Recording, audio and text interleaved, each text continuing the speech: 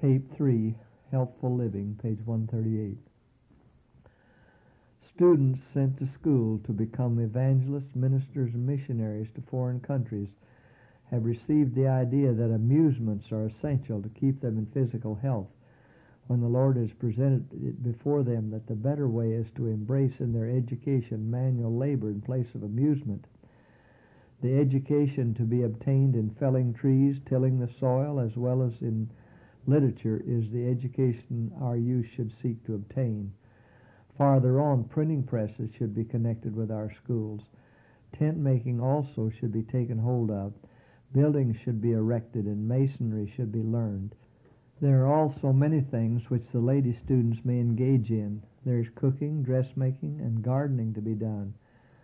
Strawberries should be planted, and plants and flowers cultivated. Bookbinding also and a variety of trades should be taken up. Thus the student will be putting into exercise bone, brain, and muscle, and will also be gaining knowledge. The greatest curse of our schools is idleness. It leads to amusements merely to please and gratify self. The students have had a superabundance of this way of passing their time. They are not prepared to go forth from the school with an all-around education. The proper cooking of food is a most essential requirement. Something must be prepared to take the place of meat, and so well prepared that meat will not be desired. Culture on all points of life will make the youth useful after they shall leave the school to go to foreign countries. They will not then have to depend upon the people to whom they go to cook and sew for them or to build their habitations, and they will have much more influence if they show that they know how to do work by the best methods and to produce the best results. This will be appreciated where means are difficult to obtain. Missionaries can thus teach others how to labor. A much smaller fund will be required to sustain such missionaries, and wherever they may go, all that they have gained in this line will give them standing. It is also essential to understand the philosophy of medical missionary work. Wherever the students go, they need education in the science of how to treat the sick. This will give them a welcome in any place, because there is suffering of every kind in every part of the world. Education, true education, means much. Chapter 24, Hygiene. Hygiene of the home and premises. Dwellings, if possible, should be built upon high and dry ground. If a house be built where water settles around it, remaining for a time and then drying away, a poisonous miasma arises, and fever and ague, sore throat, lung diseases, and fevers will be the result. If every family realized the beneficial results of thorough cleanliness, they would make special efforts to remove every impurity from their persons and from their houses, and would extend their efforts to their premises. Many suffer decayed vegetable matter to remain about their premises. They are not awake to the influence of these things. There is constantly arising from the decayed substances an effluvium that is poisoning the air. By inhaling the impure air, the blood is poisoned, the lungs become affected, and the whole system is diseased. Stubborn fevers and violent diseases have prevailed in neighborhoods and towns that had formerly been considered healthy, and some have died while others have been left with broken constitutions to be crippled with disease for life. In many instances, their own yards contained the agent of destruction which sent forth deadly poison into the atmosphere to be inhaled by the family and the neighborhood.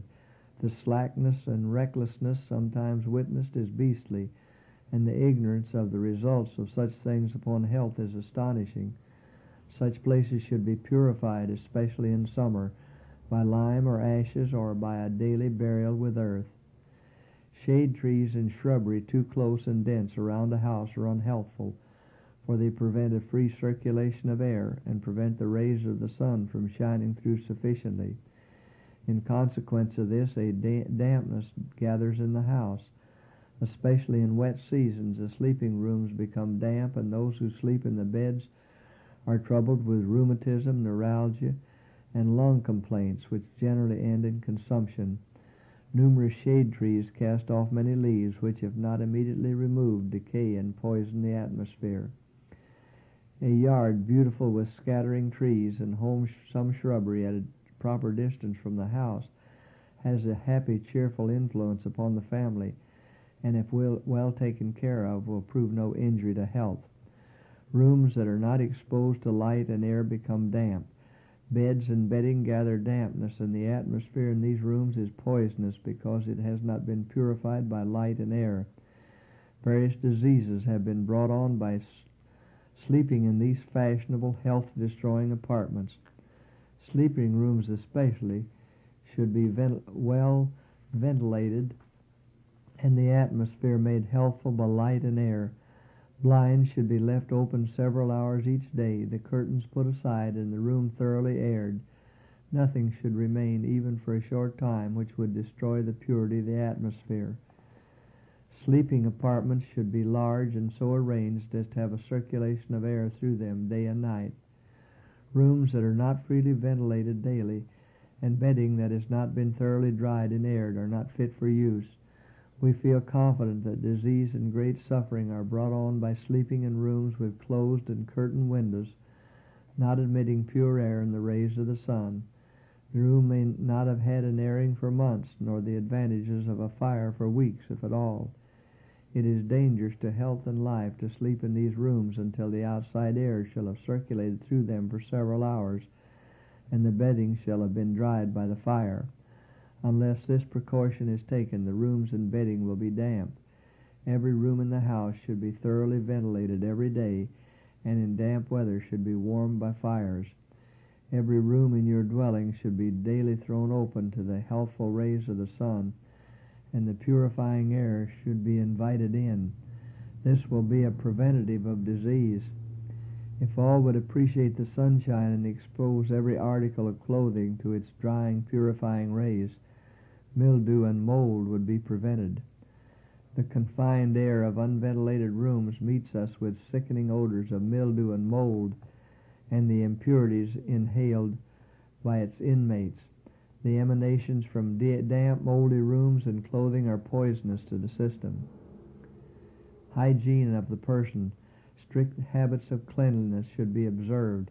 Many, while well, will not take the trouble to keep in a healthy condition. They neglect personal cleanliness and are not careful to keep their clothing pure.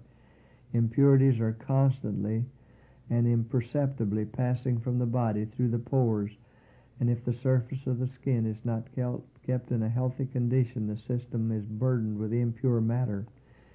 If the clothing worn is not often washed and frequently aired, it becomes filthy with impurities which are thrown off from the body by sensible and insensible perspiration.